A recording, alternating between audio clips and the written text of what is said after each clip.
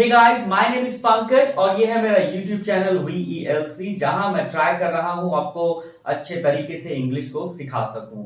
और अगर अभी तक आपने मेरा चैनल सब्सक्राइब नहीं किया तो प्लीज सब्सक्राइब कर लीजिए, ताकि आने वाली वीडियो से आप और अच्छे तरीके से इंग्लिश को सीख सके।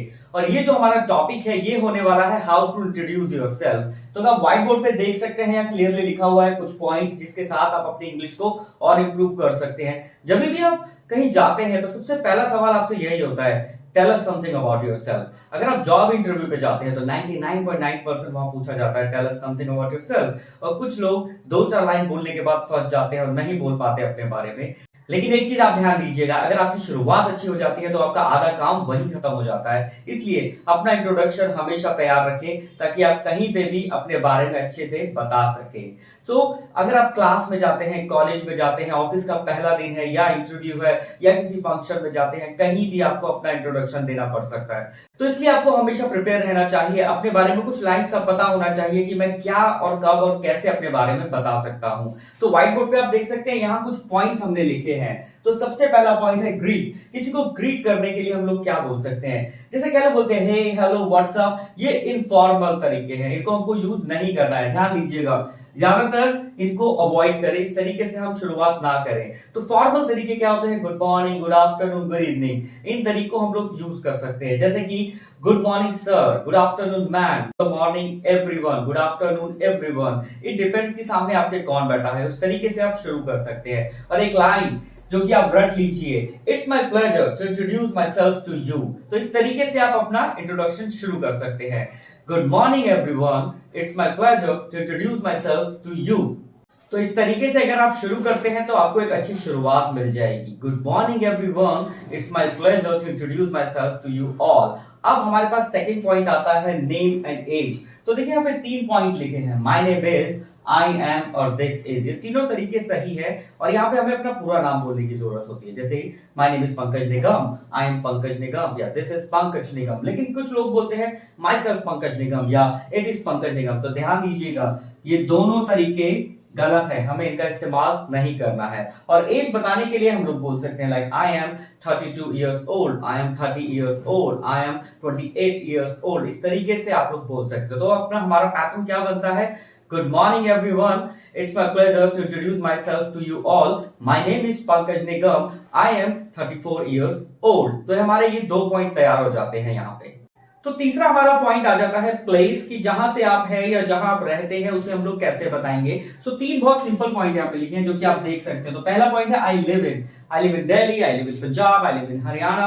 आप इजीली बोल सकते हैं, या I belong to Delhi, I belong to Punjab, I belong to Haryana. अब यहाँ पे मैं एक नई चीज आपको सिखाता हूं। जैसे सपोज आप बोलते हैं आई लिव इन दिल्ली, मतलब मैं दिल्ली में रहता हूं। लेकिन सपोज आप दिल्ली में हैं और वहीं आपको बोलना है कि मैं दिल्ली में ही रहता हूं। ये ही के लिए हम लोग क्या करेंगे? तो यहां हम लोग लगा सकते हैं इटसेल्फ। तो हम बोलेंगे आई लिव इन दिल्ली इटसेल्फ, मतलब मैं दिल्ली में ही रहता हूं। ठीक है। अब देखिए, जैसे ये एक थर्ड लाइन है, ये आप देखिए।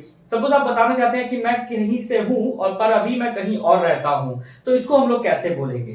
तो यहां हम लोग बोलेंगे I am from Punjab but currently I am living in Delhi, मतलब मैं पंजाब से हूं पर फिलहाल मैं दिल्ली में रह रहा हूं। तो इस तरीके से हम लोग अपना प्लेस को भी इसमें ऐड कर सकते हैं। तो चौथा पॉइंट हमारा आ जाता है फैमिली। तो फैमिली के बारे में बताने के लिए ये 3 पॉइंट्स मैंने लिखे हैं, इनमें से कोई सा भी पॉइंट आप यूज करके बता सकते हैं। तो पहला पॉइंट है in my family apart from my parents there are 4 members, मतलब मेरे माता पिता के अलावा 4 और लोग मेरे परिवार में हैं। या हम लोग बोल सकते हैं there are 6 members in my family, या I have 6 members in my family. So देखिए हमारा एक पैटर्न तैयार हो गया। यहाँ पे हम लोग कैसे बोलेंगे, जैसे कि great, name, age, place, family, इन चीजों को हम लोग जोड़ के देखते हैं कि हम लोग कैसे बना सकते हैं। जैसे कि good morning everyone, it is my pleasure to introduce myself to you all. My name is Pankaj Nigam. I am 34 years old. I am from Delhi.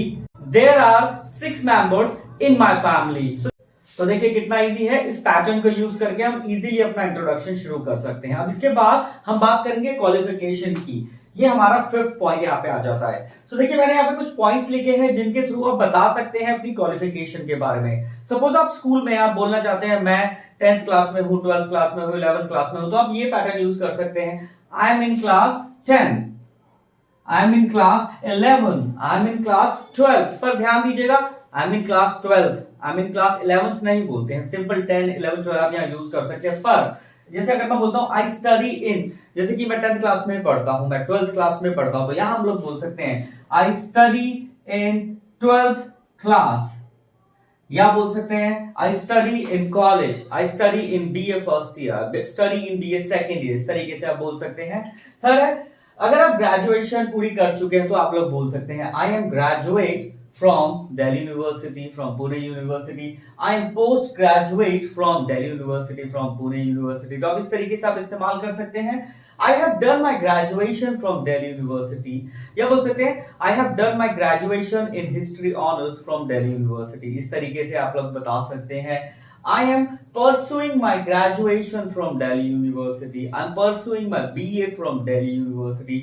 तो इस तरीके से आप अपनी क्वालिफिकेशन को भी ऐड कर सकते हैं। तो अगर अब हम लोग 6 पॉइंट की बात करें तो हमारा 6 पॉइंट आता है एडिशनल क्वालिफिकेशन एंड स्किल्स। तो यहां हम लोग बता सकते हैं अपने पढ़ाई के अलावा और क्या कोई डिप्लोमा या कोई कोर्स किया है तो यहां आप उसको ऐड कर सकते हैं। जैसे कि आई हैव डन आपका कोर्स फ्रॉम इंस्टीट्यूट का नाम, जैसे मैं बोल सकता हूं I have done tour and travel and airport handling course from YMCA institute. जैसे कि I have done my computer diploma from the institute का नाम आप वहां डाल सकते हैं। या अगर आप स्टूडेंट है, स्कूल के स्टूडेंट है और आप अपने स्किल्स पे काम कर रहे हैं तो आप ये लाइन यूज कर सकते हैं currently I am working on my skills and I am learning computer and English, या जो भी आप सीख रहे हैं वो आप यहाँ लिख सकते हैं। तो इस तरीके से आप अपनी एडिशनल क्वालिफिकेशन को बता सकते हैं। तो हमारा 7 पॉइंट आता है एक्सपीरियंस। तो एक्सपीरियंस के अंदर आप शेयर कर सकते हैं आपने कितने टाइम कहां पे नौकरी की है।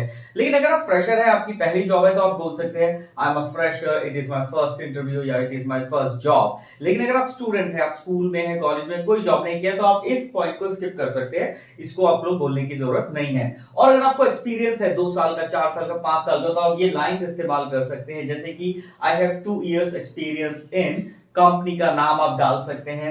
I have 5 year experience working with, company का नाम आप लिख सकते हैं। I have got experience in language teaching for 10 years। इस तरीके से आप अपने एक्सपीरियंस को भी शेयर कर सकते हैं।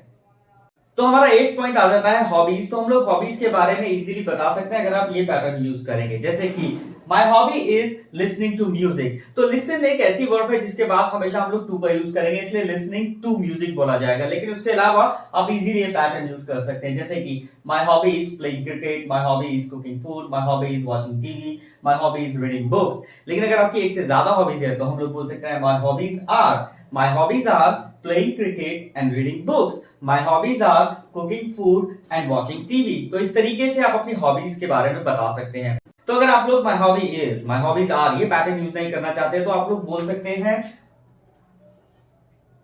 I love to या फिर I like, ये पैटर्न आप यूज कर सकते हैं, जैसे कि I love to play cricket, I love to read books, I love to watch TV, या फिर I like playing cricket, I like cooking food, I like watching TV, I like reading books। तो इस तरीके से भी आप लोग अपनी हॉबीज को एक्सप्लेन कर सकते हैं। अगर लास्ट के 2 पॉइंट्स में हम लोग बात करें तो हमारा एक पॉइंट आता है गोल्स। तो गोल्स बहुत सिंपल है, अगर आप एक स्टूडेंट है, स्कूल में है, तो आप सिंपल ये लाइन यूज कर सकते हैं I want to become a doctor, I want to become a scientist, I want to become an IAS officer। तो इस तरीके से आप लोग बता सकते हैं। अगर आप जॉब इंटरव्यू पे हैं तो आप ये 2 पॉइंट यूज कर सकते हैं, बहुत सिंपल है। My short term goal is to get a job in a required company and my long term goal is to achieve a higher position in some company। तो इस तरीके से आप लोग अपने गोल्स को रिफाइन कर सकते हैं। और लास्ट में simple, that's all about me, thank you so much. तो इस तरीके से आप अपना इंट्रोडक्शन तैयार कर सकते हैं। तो देखिए कितना सिंपल है अपना इंट्रोडक्शन देना। अगर आप व्हाइट बोर्ड पे देखेंगे तो मैंने पूरा पैटर्न यहाँ लिख दिया है, ये हमारा इंट्रोडक्शन तैयार हो जाता है।